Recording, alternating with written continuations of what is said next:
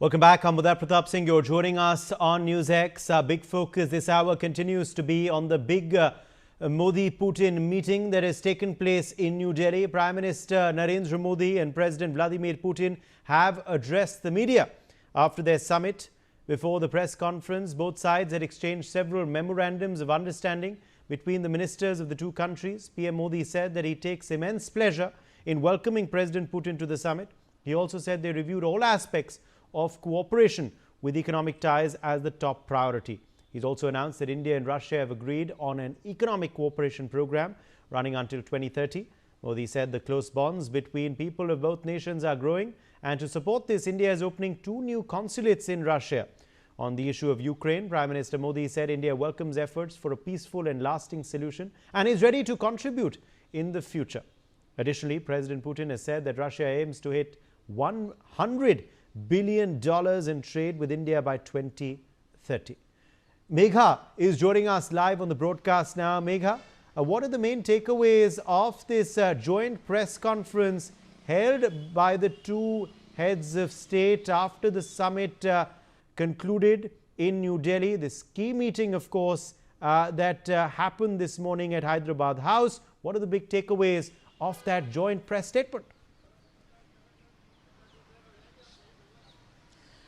The joint statements, the speeches that were made by President Putin and Prime Minister Narendra Modi were in expected lines, and particularly what the Prime Minister said.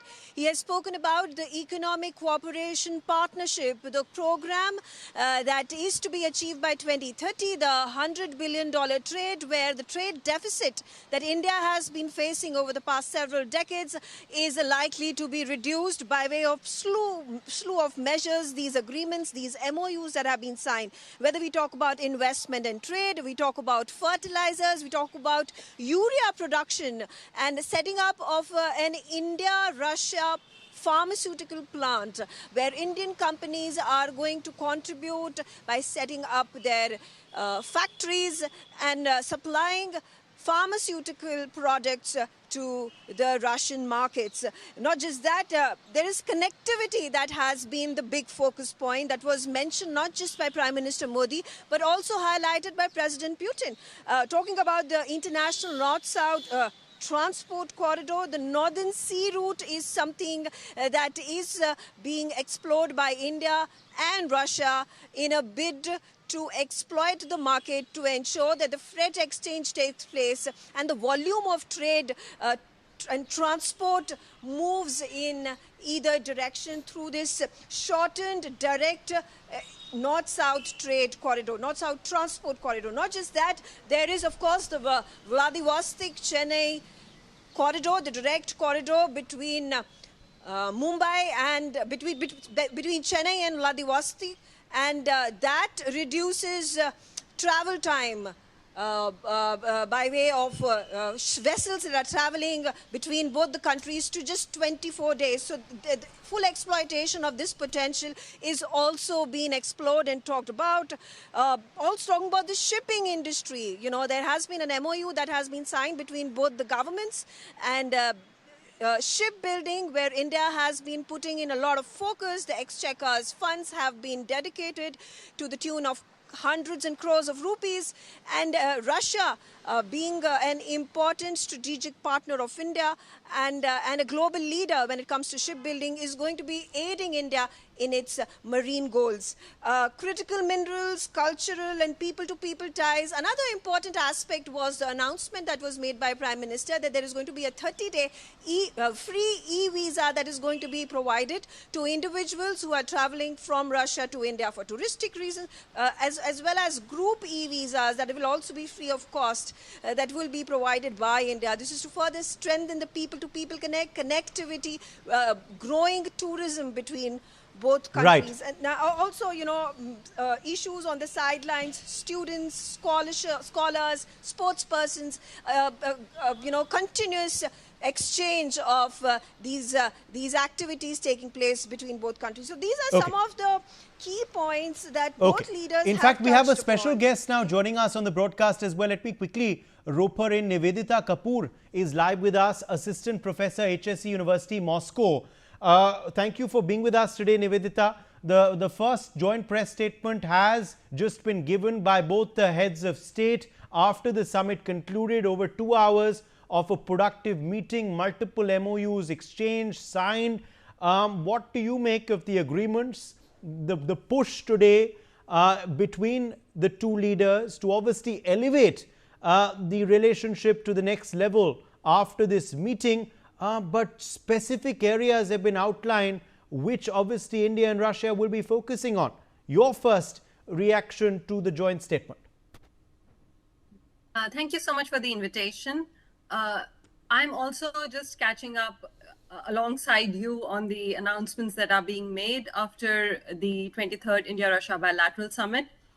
From what I've heard till now, from the Prime Minister's statement, broadly the areas that he has outlined, I would say this is very much on expected lines. The idea was that because the India-Russia economic relationship has grown quite a bit since 2022, but it has been heavily focused on imports of oil from Russia, there was an increasing need being felt to address the trade deficit issue and make sure that India's exports to Russia would increase.